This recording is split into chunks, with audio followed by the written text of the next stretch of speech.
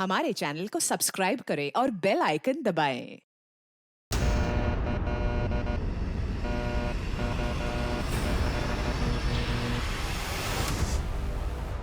नमस्कार, मैं Ashutosh Rana crime petrol के इस नए अध्याय शातिर क्रिमिनल्स में आप सभी का हार्दिक स्वागत करता हूं। अपराध मात्र व्यक्ति का नहीं बल्कि हमारे पूरे समाज की विफलता का प्रमाण है।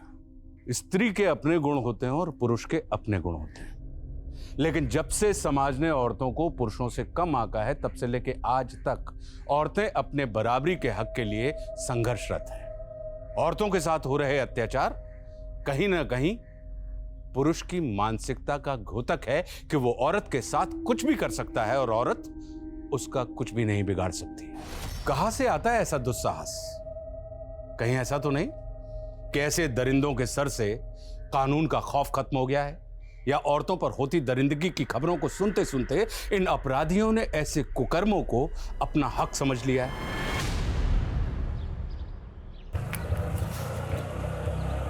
बस भैया,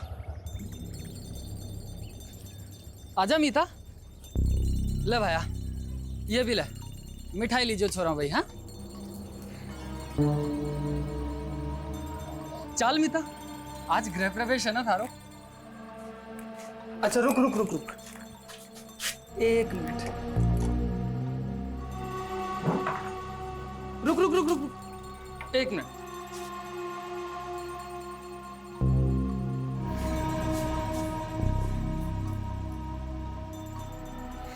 चल आजा।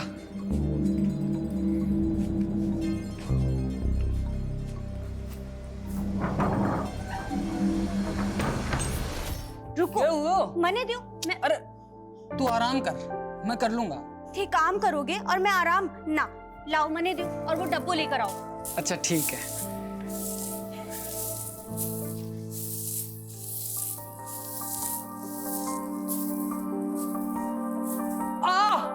कहीं हुई हो? अब लग गई।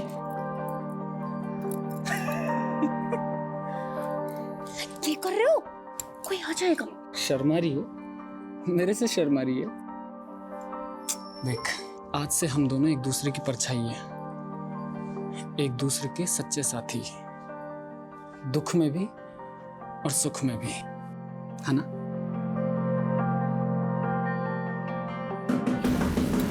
कोई आ गया। कौन है? हमारे को मालूम है आप लोग नाराज हो हमारे से, पर इसमें हमारी कोई गलती नहीं है। मैंने तो बस प्रीति की मदद की, सरपंच जी के छोरे अंकुर के साथ भागने में। वे दोनों ब्याह करना चाहते थे एक दूसरे से। अरे झूठ मत बोल सुबोध, तू मेरी छोरी को बेला फुसला के ले गया था और जब उसे तेरी नियत का पता चला ना तो वापस आ गई। नहीं नहीं, ये सही नहीं है। आप चाहो तो प्रीति को बुला के पूछ लो। तू पंचों के सामने मेरी छोरी को बेइज्जत करना चाहे? नहीं आएगी वो यहाँ। सरपंच जी, एक बार अंकुर को बुला के तो पूछ लो ना, सब साफ साफ हो जाएगा। ये क्या कर रहे हो? तो सुनो, मेरे छोरे को बदनाम करता है, मारो इसे। नहीं नहीं नहीं, हमारी बात तो सुनो। मारो इसको।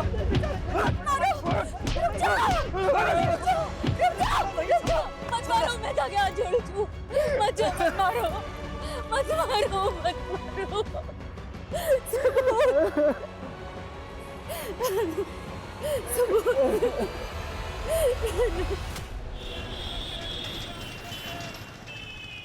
रेनू, तुम्हारी भाग्य रेखा देखी मैंने, पक्का कोई लॉटरी लगने वाली है।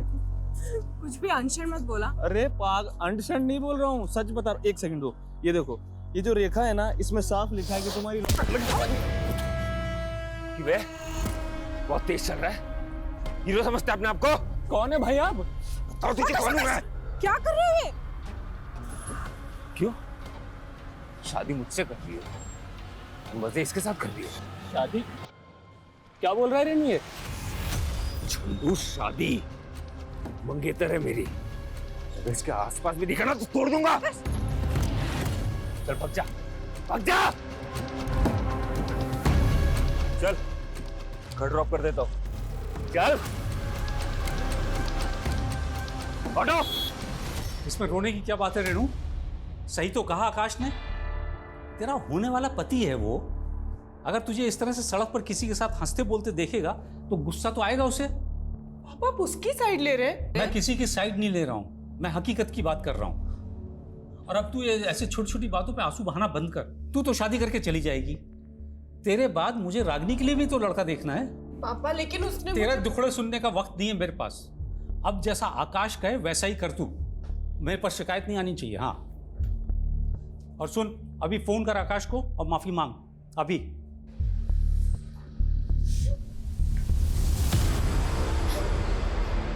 अरे बस ठीक हूँ मैं। अपनी हालत तो देखो, कितनी बुरी तरह मारा है उन लोगों ने।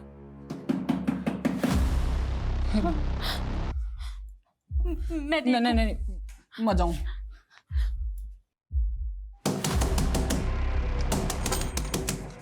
सुबोध, क्या हो गया? अरे भाग यहाँ से। अरे क्यों? गांव वाले आ रहे हैं तुझे मारने के लिए। क्या बात कर रहे हो ज्ञान? अरे सरपंच और प्रीति के घर वालों से तूने दुश्मनी मोल ले ली है, और ये किस चोरी से ब्याह करके ले आया तू? क्या सोचा था गांव वाले तेरा स्वागत करेंगे? तारे को तो सब कुछ मालूम है ज्ञान। पूरा गांव जानता है प्रीति और अंकुर की प्रेम लीला के बारे में। अंकुर के दबाव में मैंने सब कुछ किया। नीता से शादी करने के लिए मुझे कुछ पैसों की ज़रूरत थी, वो पैसे मांगे मैंने अंकुर से, और उसके बदले में ये काम किया। तो अरे ये सब कुछ उन लोगों को कौन समझाएगा? उनके सर पर तो खून सवार है। प्रीति के घर वाले और सरपंच ने मिलकर तुम दोनों को मारने का मंसूबा बनाया है। लेके भाग जा इस चोरी को। भाई जिंदा ना बच पाओगे तुम लोग, जिंदा ना बच पाओगे भाई। नहीं मित्र, तू फिक्र मत कर, कुछ नहीं होने दूंगा थारे को। पापा बात तो सुनिए मेरी, कुछ तो खा लीजिए आप। नहीं, मैं नहीं खाऊंगा। पहले तो आकाश को फोन करके माफी मांग। ठीक है पापा, मैं आकाश से माफी मांगने को तैयार हूँ। क्यों दीदी, आप क्यों आकाश से माफी मांगोगी? माफी तो उसे आपसे मांगनी चाहिए। शादी से पहले ही पापा वो दीदी पर इतने हुक्म चला रहा है, तानी शादी के बाद तो क्या करेगा? मैं तो आपसे कह रही हूँ, आप ये रिश्ता तोड़ दो। क्या अनशन पक रही है? रिश्ता ना हुआ, पेड़ पे लगा हुआ फल हो गया। जब जी चाहा तोड़ दिया। अरे ऐसे रिश्ते बार बार नहीं मिलते। इंजीनियर है आकाश, लाख रुपए की उसकी तनख्वाह है। होगी, लेकिन पापा जिस घर में दीदी खुश ही नहीं रहेंगी, वहां उस पैसे का क्या काम? चुप कर तू अभी छोटी है, तुझे समझ नहीं है। मैं जो कुछ भी कर रहा हूँ उसके भले के लिए कर रहा हूँ, और तू उल्टा सीधा मत डाल इसके दिमाग में। लेकिन पापा, दीदी आप परेशान मत हो, मैं हूं ना, मैं कुछ करती हूँ।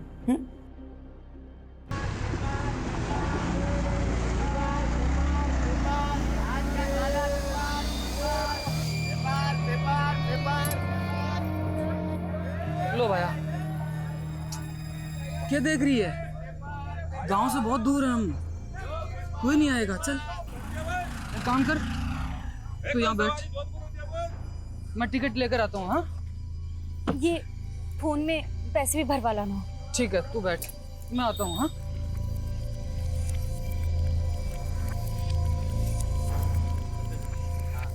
छोड़ूंगा नहीं। क्या नहीं छोड़ेगा? है हलवा समझा है क्या? आपकी वाला तो हाथ लगा के दिखा तो मेरे को सारा मेरे को धक्का दे रहा।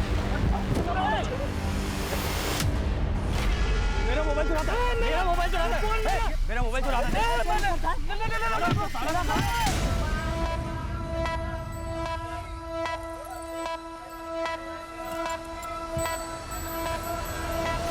अब मैं चोर नहीं हूँ साहब, वो दोनों गुंडों ने मारे को फंसा दिया साहब। झूठ मत बोल, सबने देखा था तुझे, तेरे पास दो मोबाइल थे। अब उन दोनों में से एक तो मेरा फोन था, एक मेरी बीवी का फोन था साहब। सब हुआ क्या था कि मैं जा रहा था और उन दोनों में से एक बंदा मेरे से टकराया और मेरे गिर गया साहब, मेरा फोन भी गिर गया। उनमें से एक मेरा फोन उठा के बोलता है कि ये मेरा फोन है, मेरा फोन है, और वो चोर चोर चिल्लाने लग गए साहब। सब मेरी बीवी बस स्टैंड पे मेरा इंतजार कर रही है साहब। बस पुलिस के सामने जो भी आता है ना, दुख भरी कहानी सुनाता है। एक दिन लॉकअप में रहेगा ना तो सब कबूल कर लेगा। बंद करो इसको लॉकअप में। साहब मैं सच कह रहा हूँ साहब, मैं कुछ झूठ नहीं बोल रहा साहब, मैं चोर नहीं हूँ साहब। अभी आप जिसको ढूंढ रही हैं उनको तो मैंने दिल्ली की बस में चढ़ते हुए देखा है। क्या? हाँ, आइए आपको दिखाते हैं कौन सी बस में चढ़े। आइए पास में आइए।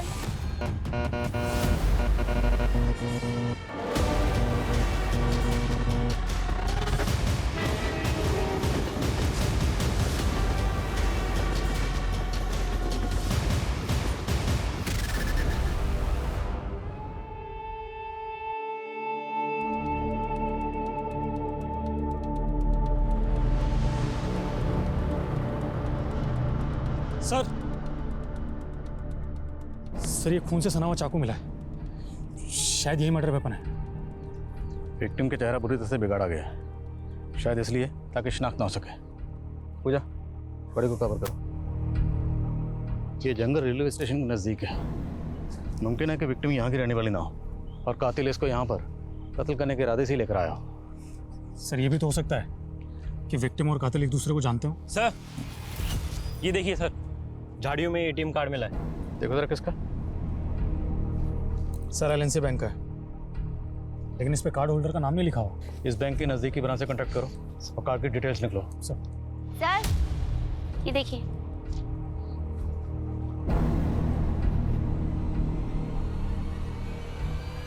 माँ,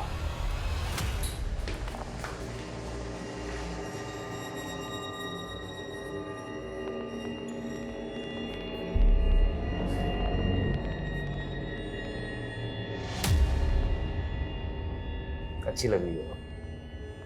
सॉरी हाँ, ये कुछ ज्यादा ही हो गया, मुझे पता है। लेकिन तुम भी मुझसे बहुत बहस करती हो। काम करो, तुम मुझे सॉरी बोल दो, ठीक है? सब कुछ यहीं पे खत्म करते हैं। आकाश I'm sorry। It's okay, आगे से ना। लेकिन मैं तुमसे शादी नहीं कर सकती। मैं किसी और से प्यार करती हूँ। आकाश, यहाँ पे तमाशा मत करो। तमाशा तुमने देखा ही है। मैं तुम्हें अपनी बीवी मान चुका हूँ, इतनी आसानी से नहीं जाने दूंगा। किसकी वजह से मुझे छोड़ रही हो? उस चंदू की वजह से। काट के लाके रख दूंगा मैं। आकाश जबरदस्ती तुम मुझे हासिल नहीं कर सकती। अच्छा यही होगा कि मुझे भूल जाओ। प्लीज मुझे मेरी जिंदगी अच्छे से जीने दो।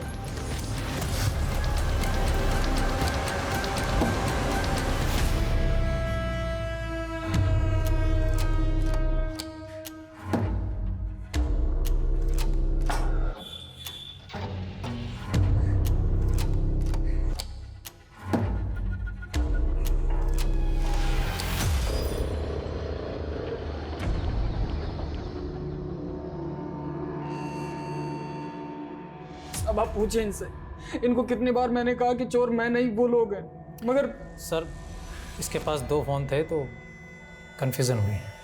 फिलहाल जाओ तो। Sorry sir. सब हमारी बीवी साहब। तुम शांत हो जाओ, बैठो। बताओ क्या हुआ है? हमारी बीवी का कुछ पता नहीं चल रहा है साहब। आखिरी बार कहाँ देखा था उसको? जयपुर बस अड्डे पे साहब।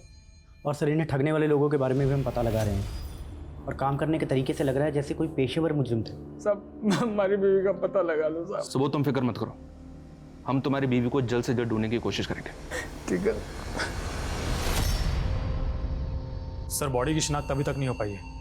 हालांकि पोस्टमार्टम रिपोर्ट से पता चला है कि लड़की की उम्र 23 से 25 साल के बीच थी, और सर लड़की की मौत बॉडी मिलने से 7 से 8 घंटे पहले हुई थी। पर बॉडी पर किसी भी तरह का डीएनए सैंपल्स नहीं मिले, शायद प्रोटेक्शन यूज किया होगा। और सर बॉडी में नींद की गोलियां भारी मात्रा में मिली हैं। सर हो सकता है कातिल का ये प्लान रहा हो, पहले नशे की गोलियां देकर लड़की को बेहोश किया, फिर उसके साथ फिजिकल हुआ और फिर उसको मार दिया। इसलिए बॉडी पर किसी भी तरह का रेजिस्टिंग मार्क्स नहीं है। वो एटीएम की डिटेल्स कब तक आएंगे? सर बैंक मैनेजर से बात की है, कार्ड बहुत पुराना है इसलिए थोड़ा समय लग रहा है। जब तक कार्ड की डिटेल्स आती हैं, विक्टिम की तस्वीर दिल्ली एनसीआर के सभी थानों में भेजो। शायद कहीं कोई मिसिंग कंप्लेंट फाइल हुई हो। और इस टैटू को आसपास के जितने भी टैटू पार्लर्स हैं सब जगह दिखाओ, और विक्टिम की तस्वीर सभी लोकल न्यूज़पेपर में दो। शायद कोई शिनाख्त के लिए आ गई। दीदी, आकाश से शादी ना करने का डिसीजन आपका एकदम सही है, लेकिन आप मेरी बात मानो तो अभी भी। रागिनी, मैं जानती हूँ तुझे मेरी फिक्र है, पर तुझे अब मेरी फिक्र करने की कोई ज़रूरत नहीं। अब मैंने तय कर लिया, मैं डर के नहीं जीने वाली। और वैसे भी अब मेरी ज़िंदगी में कोई और आ गया। कौन है वो? और कहीं उसी की वजह से तो तुमने संजीव को रिजेक्ट नहीं किया था? सच बताओ दी। Sanjeev, I am sorry. मैं जानती हूँ कि मुझे ये सब कुछ पहले ही बता देना चाहिए था, लेकिन मैं क्या करती, मेरे फादर बहुत स्ट्रिक्ट हैं। संजीव, मेरे कहने से शादी नहीं रुकेगी, सिर्फ तुम ही शादी को रोक सकते हो। प्लीज़ मुझे रिजेक्ट कर दो। ठीक है, मैं मना कर दूंगा। रेनू दी, उस दिन भी तुमने एक झूठी कहानी बनाकर इतना अच्छा लड़का हाथ से गवा दिया। तुझे संजीव की इतनी फिक्र क्यों हो रही है? टॉपिक मत बदलो दी। ये बताओ, कोई लड़का है भी या नहीं, या फिर तुम इस बार भी कोई झूठी कहानी बना रही हो? दी, बताओ ना कौन है वो। सही वक्त आने पर सब बता दूंगी। सर जो एटीएम कार्ड हमें जंगल में मिला था, बैंक मैनेजर का कहना है कि वो एटीएम कार्ड झारखंड के भभुआ के रहने वाले एक आदमी का है। सर हो सकता है वो औरत भी झारखंड की हो। मुमकिन है। तो एक काम करो, तुम झारखंड के लिए निकलो, मैं झारखंड पुलिस को इन्फॉर्म करता हूँ।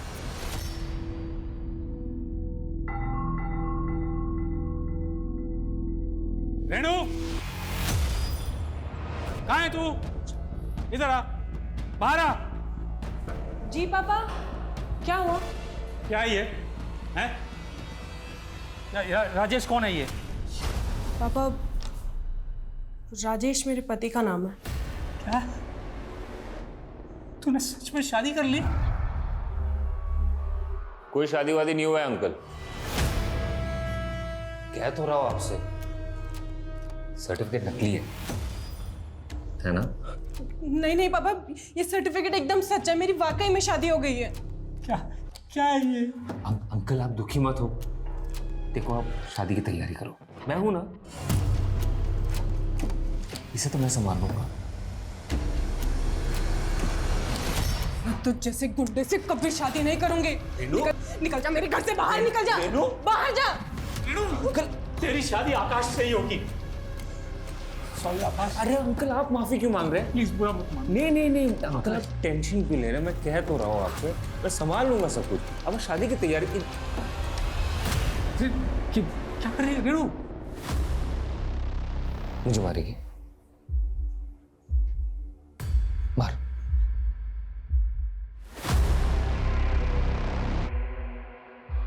मार। आगे मत बढ़ना कोई भी। पापा हटिए आप यहाँ से, हटिए, मेरे पास मत आना। ठीक है। मुझे मेरी मरी हुई माँ की कसम है, अगर मेरे कोई पास आए तो मैं अपनी नस काट लूंगी। नहीं रेणु, क्या कर रही है? रेणु, कहाँ जा रही है? पापा आप मुझे कभी समझ ही नहीं पाए।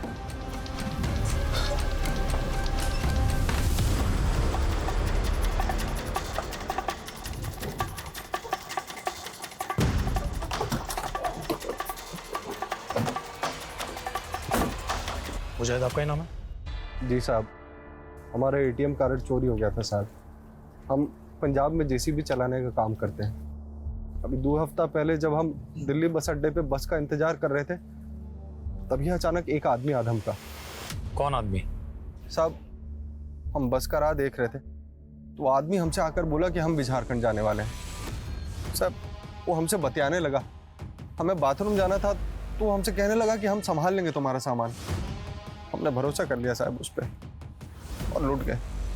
जब वहाँ लौट कर वापस आए तो ना तो वो आदमी वहाँ पर था, ना हमारा सामान। और उसी बैग में तुम्हारा एटीएम कार्ड भी था? अरे एटीएम कार्ड का साहब, हमारा पर्स, हमारा मोबाइल, पैसा, कपड़ा लत्ता सब कुछ उसी में था। मुझे तुम्हारा फोन भी चोरी हुआ था ना? जी साहब। उसका IMEI नंबर है तुम्हारे पास?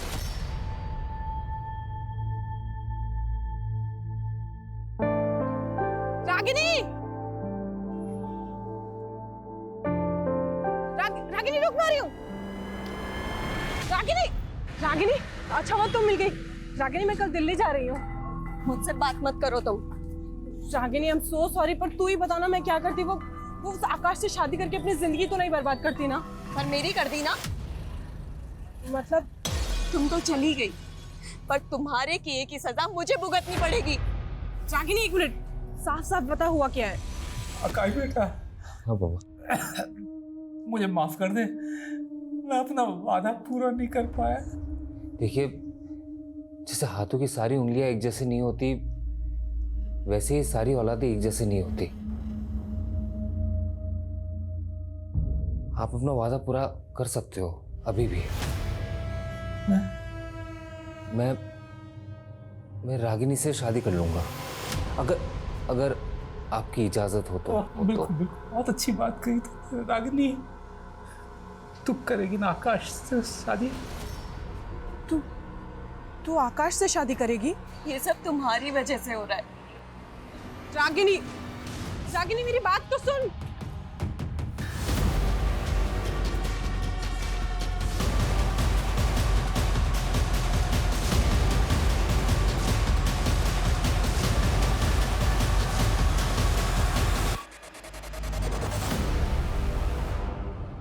सर मुजाहिद का जो फ़ोन चोरी हुआ था उसको सर्विलेंस पे डाल दिया है। अगर कोई दूसरा सिम एक्टिव हुआ तो पता चल जाएगा। सर विक्टिम की बॉडी का क्या करना है? डॉक्टर का कहना है कि बॉडी तेज़ी से गल रही है। डॉक्टर से बॉडी का डीएनए प्रिजर्व करने के लिए कहा और उसके बाद अंतिम संस्कार करवा दो। और विक्टिम की जो तस्वीरें दी थी अखबार में, उसे भी कुछ पता नहीं चला? सर फिलहाल तो नहीं।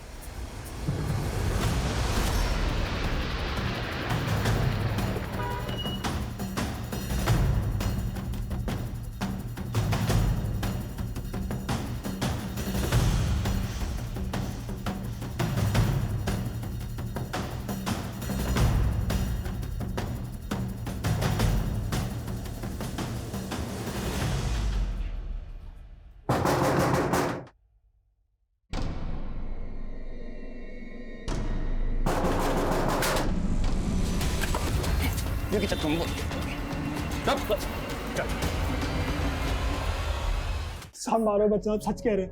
हमने उसकी बीवी के साथ कुछ नहीं किया। उसको तो 2 लोग उठाकर ले गए थे साहब। कौन था वो आदमी? साहब हमें नहीं मालूम वो आदमी कौन था। हम मानते हैं कि हमने उस दिन सुबोध को ठगा था। लेकिन साहब जब हमने सुबोध की बीवी को देखा तो हमारे मन में लालच आ गया और हमने एक और प्लान बनाया। अभी साहब आप जिसको ढूंढ रही हैं उनको तो मैंने दिल्ली की बस में चढ़ते हुए देखा है। क्या कह रहे हैं आप? अरे हाँ, वही ना हल्की पीली शर्ट वाला आदमी ना, वो तो भाभी साहब 12:20 की बस से दिल्ली चला गया। अरे मैंने ही तो टिकट काटा था उसका। ये हाँ, सुबोध नाम था ना उनका। हाँ, पर ये मारे को अकेला छोड़कर कैसे जा सकते हैं? भाई साहब मारे को अभी दिल्ली जाना है। भाभी साहब आज तो कोई बस है नहीं, कल जरूर मिल जाएगी दिल्ली की बस आपको, कल चले जाना। पर मैंने तो अभी जाना है। आप फिक्र मत करो, आपको दिल्ली जाना है। शाम को यहाँ से टैक्सी जाएगी, वो मेरा दोस्त ही है, छुड़वा देते हैं आपको। वो भूली थी, आसानी से मेरी बातों में भी आ गई। नहीं है, अच्छा दोस्त है मेरा। छोड़ो, छोड़ो, मैंने कुछ नहीं किया। अरे छोड़ो। वो आदमी कौन था हमें नहीं मालूम। मैंने उसकी गाड़ी का नंबर का फोटो लेने की भी कोशिश करी, लेकिन नंबर साफ नहीं था साहब। साहब मानते हैं कि हमने उस लड़की को बेचने का प्लान बनाया था, लेकिन वो आदमी उसको किडनैप करके ले गया। और कहाँ लेके गए साहब हमें नहीं पता साहब। नहीं मालूम साहब, हम सच बोलते हैं साहब। लेकिन हमें पता है कि तुम दोनों के मुंह से सच कैसे उगल बना। साहब मीता को अगवा किसने और क्यों किया था ये अब तक पता नहीं चला था। अनुज के मुताबिक मीता को अगवा करने वाला शख्स नकाबपोश था, लेकिन क्या अनुज जैसे शातिर अपराधी की बात पर यकीन किया जा सकता है? दूसरी ओर रेनू और रागिनी, इन दोनों बहनों की कहानी से भी पर्दा उठना अभी बाकी है। या चांदनी, थैंक यू सो मच। तुम नहीं होती ना अगर, तो ये जॉब मुझे कभी नहीं मिल पाती। कितनी बार थैंक्स बोलेगी? दोस्त भी बोलती है और थैंक्स भी बोलती है। चल मेरा घर आ गया, कल मिलते हैं। Okay, bye bye bye.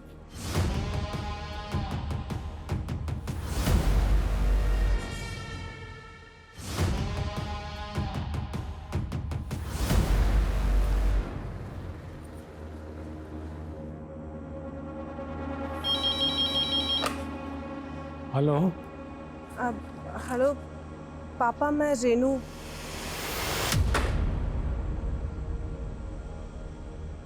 लेकिन साहब हमारी बीवी को कोई किडनैप क्यों करेगा साहब? सुबोध हम भी पहले ऐसे ही सोच रहे थे और इसीलिए उन दोनों के साथ हमने सख्ती भी की, पर वो दोनों अपनी अपनी बात पे अड़े हुए हैं कि उन दोनों ने मीता के साथ कुछ भी नहीं किया। तुम हमें ये सोचकर बताओ, क्या मीता की किसी के साथ कोई दुश्मनी थी, आस पड़ोस में या कहीं और? मीता की तो नहीं साहब, लेकिन हमारी दुश्मनी है सब हमारा गांव में।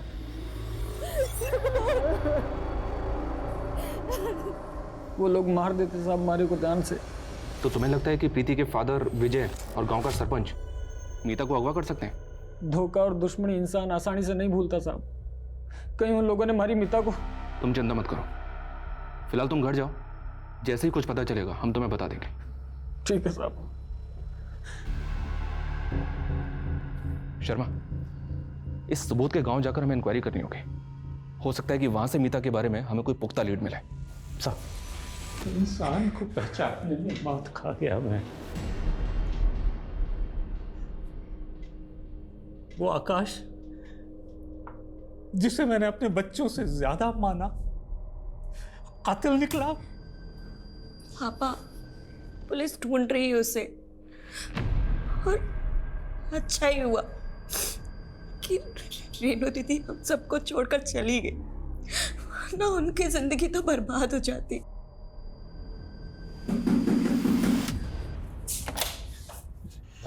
मुझे बचा लो, दरवाजा बंद करो, पुलिस मुझे ढूंढ रही है। रागिनी दरवाजा बंद करो। निकलो यहाँ से। रागिनी मैं कह तो रहा हूँ, पुलिस मुझे ढूंढ रही है। आकाश निकलो यहाँ से। क्या बकवास कर रही हो?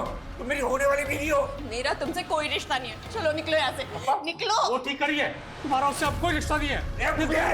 तेरा भी पढ़ निकला है क्या? छोड़ो पापा को आकाश, छोड़ो। मैं इस घर से नहीं जाऊंगा। मैं भी देखता हूँ कौन मुझे तो इस घर में नहीं रखता। मैं भी देखता हूँ कौन निकालता। बाहर जा। यहाँ मत रुक। नहीं, नहीं रह सकता। निकलो यहाँ से, वरना जान से मार डालूंगी। निकलो यहाँ से।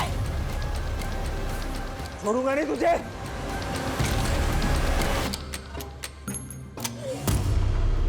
अरे नहीं साहब, हमारी दुश्मनी तो सुबोध से थी। मीता को अगवा करके मेरे को क्या मिलेगा? साहब जरूर किसी ने आपके कान भरे हैं। देखिए इस उम्र में हड्डियां कमजोर हो जाती हैं, जोड़ने में टाइम लगता है। क्यों बेकार में तोड़वाना चाहते हैं? धमकियां किसी और को देना साहब। सरपंच हूं गांव का, नियम कायदे मैं भी जानता हूं। जब कह रहा हूं मीता को अगवा नहीं किया तो नहीं किया। कोई सबूत है आपके पास? सबूत हो ना तब आना। जयराम जी की। सर मुजाहिद का जो फोन चोरी हुआ था वो जयपुर में एक्टिव हुआ एक नए नंबर के साथ। किसका नंबर है?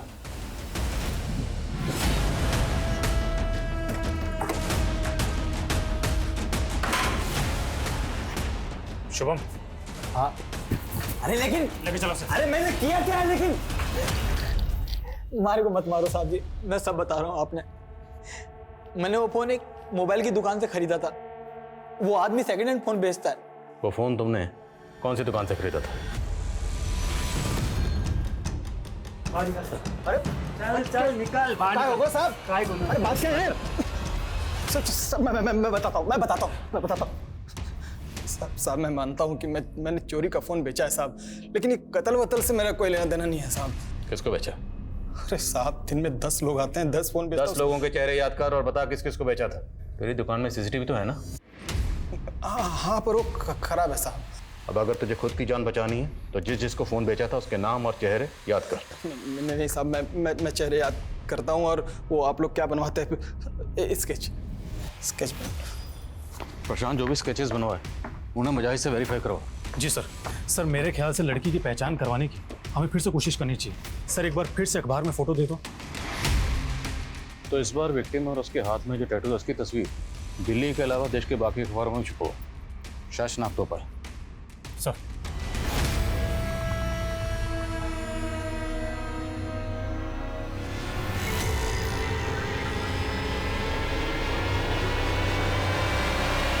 सर प्रशांत के बनाए स्केचेस में से एक स्केच को मुजाहिद ने आइडेंटिफाई कर लिया है। ये रहा वो स्केच और इसे उठा लिया है। मैं मानता हूँ कि मैंने मुजाहिद का सामान और उसका फोन चुराया था साहब, पर वो सारा सामान मैंने प्रशांत को बेच दिया था साहब। तुमने जो मुजाहिद का सामान चुराया था उसमें मुजाहिद का एटीएम कार्ड भी था, और वो एटीएम कार्ड हमें एक लड़की की डेड बॉडी के पास मिला। वहाँ कैसे पहुंचा? मतलब तुमने पहले उस लड़की का मर्डर किया, सामान प्रशांत को भेजा, और वो एटीएम कार्ड तू गलती से वहीं भूल गया, है ना? साहब ये सच नहीं है साहब, मैं कोई खूनी नहीं हूँ साहब। मारे को तो ये चोरी भी मजबूरी में करनी पड़ी थी साहब। एक हफ्ते पहले मारे को भी वहीं पर लूटा था किसी ने, उसी जगह पर। हमारे पास तो जयपुर आने का भी पैसा नहीं था साहब, और मजबूरी में मारे को भी वही जुल्म करना पड़ा जो हमारे साथ हुआ था। इस टैटू को देख और बता, तूने ये टैटू किसी लड़की के हाथ में देखा था? नहीं साहब।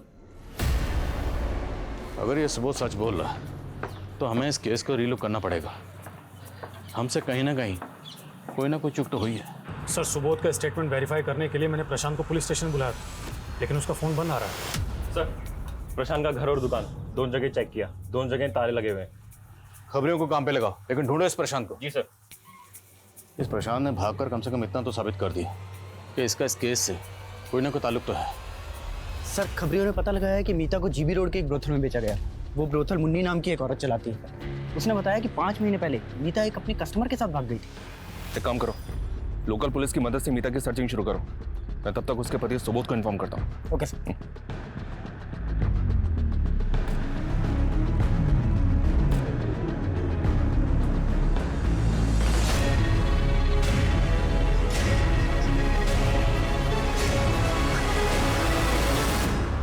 मेरी बेटी रागनी ही है। उसके हाथ में ही ऐसा टैटू बना था। वो अपनी बहन रेणु को ढूंढने यहाँ दिल्ली आई थी। मुझे क्या पता था एक बेटी की तलाश में दूसरी बेटी भी खो दूंगा। रागनी का फोन स्विच ऑफ है। क्या आपके पास आपकी बड़ी बेटी रेणु का फोन नंबर है? मुझे उसका पुराना नंबर याद है। नंबर बताइए। सर रेणु का फोन स्विच ऑफ आ रहा है, लेकिन मोबाइल कंपनी से पता चला है कि उसने नंबर लेने के लिए इलेक्ट्रिसिटी बिल सबमिट किया था, जिस पर फरीदाबाद का एड्रेस है। फरीदाबाद? जी सर। सर जब वहाँ पहुँचे तो मालूम चला कि रेणु फरीदाबाद से जयपुर जा चुकी है। और जयपुर में कहाँ रह रही है आजकल? सर ये तो पता नहीं चला है, लेकिन सर रेणु फरीदाबाद के जिस एड्रेस पर रहती थी उसी एरिया में चांदनी नाम की लड़की भी रहती थी, जिसका कुछ दिनों पहले मर्डर हुआ था। क्या दोनों विक्टिम्स को मारने से पहले नशे की दवा दी गई? हाँ सर। और सर इतना ही नहीं, दोनों लड़कियों का रेप भी हुआ था और चांदनी की लाश भी रेलवे ट्रैक के पास के जंगलों में मिली। क्या दोनों एक दूसरे को जानते थे? नहीं सर, लेकिन चांदनी रागिनी की बहन रेणु की बहुत अच्छी दोस्त थी। रेणु की बहन रागिनी का कत्ल ठीक उसी तरह से हुआ जैसे रेणु की फ्रेंड चांदनी का। माजरा क्या है? Sir come sir Ragini call records. Sir call records में एक नंबर ऐसा मिला है जिससे रागिनी रेगुलरली टच में थी। किसका नंबर है? सर नंबर तो फेक डॉक्यूमेंट से कर लिया गया है, लेकिन जिस फ़ोन में ये नंबर यूज़ हो रहा था वो डबल सिम स्लॉट वाला फ़ोन है। तो जाहिर सी बात है इस दूसरे सिम के डॉक्यूमेंट्स भी फेक ही होंगे। जी हाँ सर, लेकिन सर इंटरेस्टिंग बात तो ये है कि ये जो दूसरा सिम कार्ड है ये किसी और फ़ोन में एक्टिव था। ये हमारा पहला फ़ोन है जो कि डबल सिम स्लॉट वाला है। ये पहला सिम बंद है और ये जो दूसरा सिम है ये किसी दूसरे मोबाइल में एक्टिव है और ये दूसरा फ़ोन भी डबल सिम स्लॉट वाला है। जब हमने इसके IMI नंबर को ट्रेस किया तो पता चला कि इसमें एक तीसरा सिम यूज़ हो रहा था और ये तीसरा सिम अब किसी और फ़ोन में एक्टिव है। और सर ये सिम जिसके नाम पर रजिस्टर्ड है उसके बारे में पता चल गया है। कौन है वो? हमारी बात को भरोसा करो साहब, वो चोरी का फ़ोन था जो मैंने प्रशांत से खरीदा था। अब उसके पहले किसने इस्तेमाल किया, कब किया, मैंने क्या मालूम साहब। एक बार तुम पर भरोसा करके गलती कर चुके हैं, लेकिन वो गलती दोबारा नहीं दोहराएंगे। मर्डर केस है।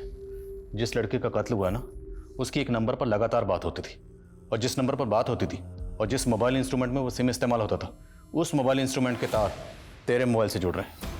इस बार सीधे सीधे पूछो, सीधे सीधे बता दे। अगर नहीं बताएगा ना तो उल्टा लटकाएंगे और इस बार इतना हाँ मारेंगे। तो मारो ना साहब, मारो, लेकिन सच यही है साहब कि किसी खून से मेरा कोई लेना देना नहीं साहब। हमारी तो किस्मत ही खराब है जो ये सारे दुख और ये मुसीबत एक साथ हमारी किस्मत में आ लिखे।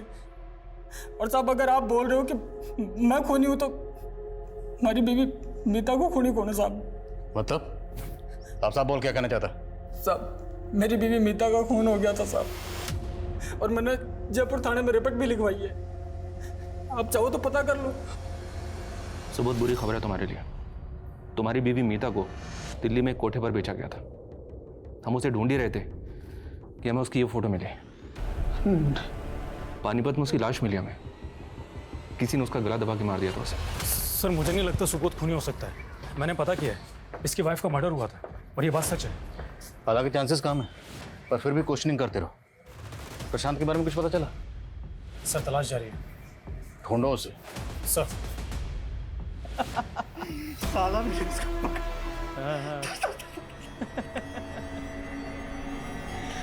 साले दादा वर्दी देख पक गया होगा। साला पहन क्या बात है।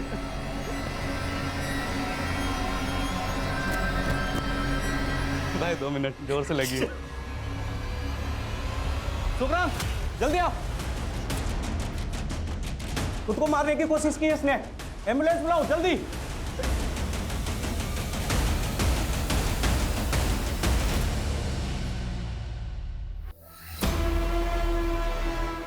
हेलो, हाँ मैं हॉस्पिटल में हूँ।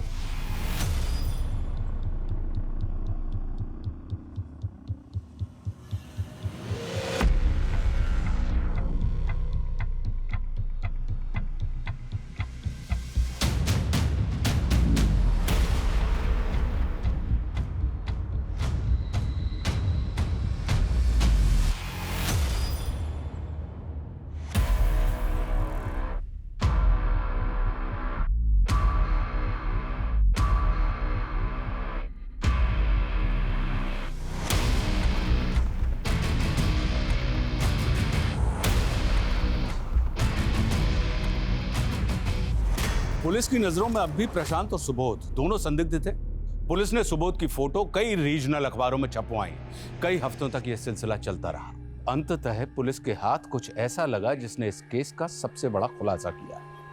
एक ऐसा सच सामने आया जिसने सबको अचंभित कर दिया। सर, इस सुबोध को तो हम निर्दोष समझ रहे थे, ये तो बड़ा ही शातिर निकला।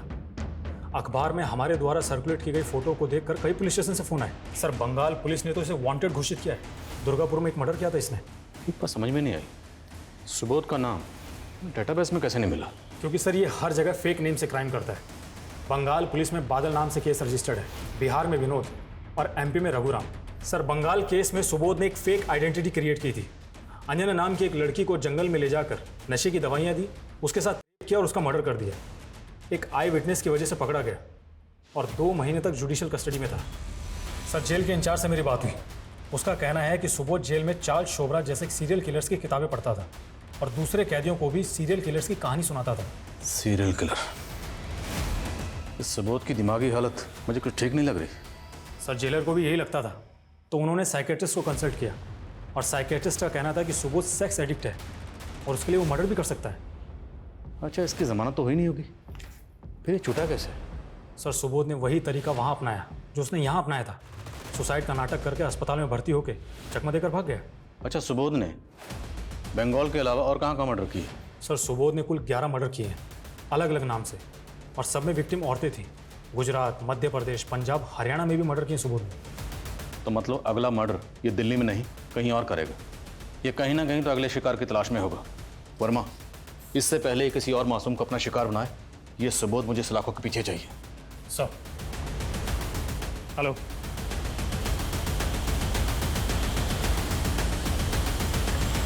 सर, वो रूम नंबर 11 में पक्का वही है सर? पक्का? Yes sir. चलो।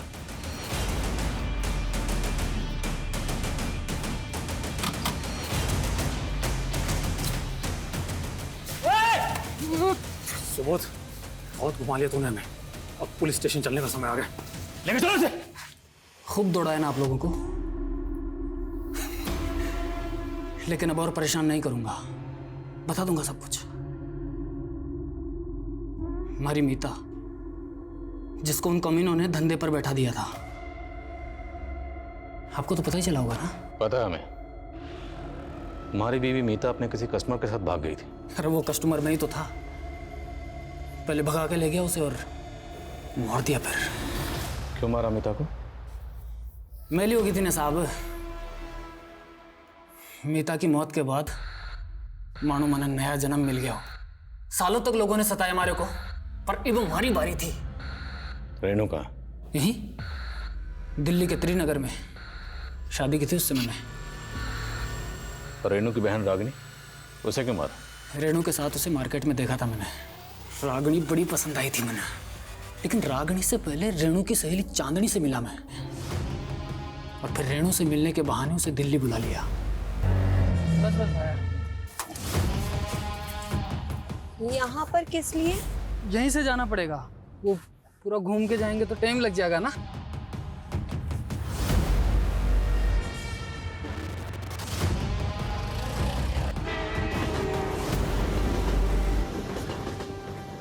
अरे थक गई है?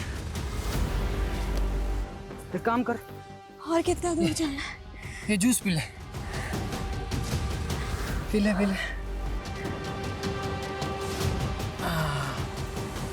और पी ले।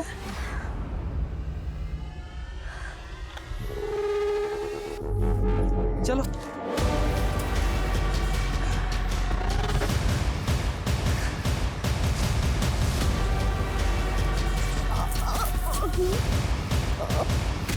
ये सब वैश्यपना क्यों करता था? हमारे को भी शोभराज भैया की तरह अलग अलग लड़कियों को चखने का चस्का लगा था। तूने सभी विक्टिम्स को किसी रेलवे स्टेशन के पास वाले जंगल में ले जाकर मारा, और वहां ले जाकर मारने से पहले तूने नशे की दवाई देता था। कहां से सीखा ये सब? अभ्यास किया था साहब, खूब पढ़ता था मैं जेल में। और इतना ही नहीं, प्रोटेक्शन यूज करता था हर बार, ताकि आप लोगों को कोई सबूत ना मिले। सोचा था कि शोभराज भाई का रिकॉर्ड तोड़ दूंगा।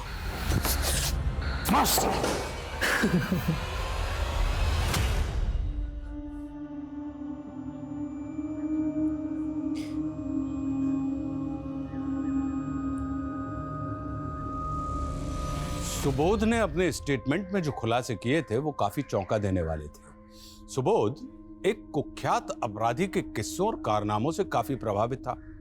उस अपराधी को वो अपना आदर्श, अपना रोल मॉडल मानने लगा था और उसके जैसा बनने की सनक में वो ठीक उसी अंदाज में अपराध किया करता था। सुनने में कितना विचित्र लगता है ना, लेकिन अफसोस कि ये आज के युग की सच्चाई है। जिस तरह मनोरंजन के नाम पर खबरों को सनसनीखेज बनाकर हमारे सामने पेश किया जाता है, ये भी इसकी एक वजह है। न्यूज चैनल और अखबार में हमें अक्सर कुख्यात अपराधियों का महिमा मंडन सुनने को मिलता है, पढ़ने को मिलता है। एक भगोड़े व्यापारी से लेकर एक फ्रॉड बाबा की आलीशान जिंदगी को हमारे सामने एक रोमांचक कहानी की तरह पेश किया जाता है और युवा अक्सर ऐसे बैड बॉयज की कहानी से आकर्षित होते हैं और उनके जैसा बनने की चाह पालने लगते हैं। वो ये सच नजरअंदाज कर देते हैं कि इन सभी शातिर अपराधियों की जिंदगी सिर्फ एक छलावा मात्र है और कुछ नहीं। यह अत्यंत आवश्यक है कि आज का युवा अपने आदर्श सोच समझकर चुने। अब मैं आशुतोष राणा विदा लेता हूं आपसे। हम फिर से मिलेंगे एक ऐसी ही कहानी के साथ जो आपको रखेगी सतर्क और जिंदगी को सुरक्षित। तब तक अपना और अपने परिवार का ख्याल रखिए और देखते रहिए क्राइम पेट्रोल सतर्क। जय Hind. For more updates, subscribe to our channel, click the show links and enjoy watching the videos.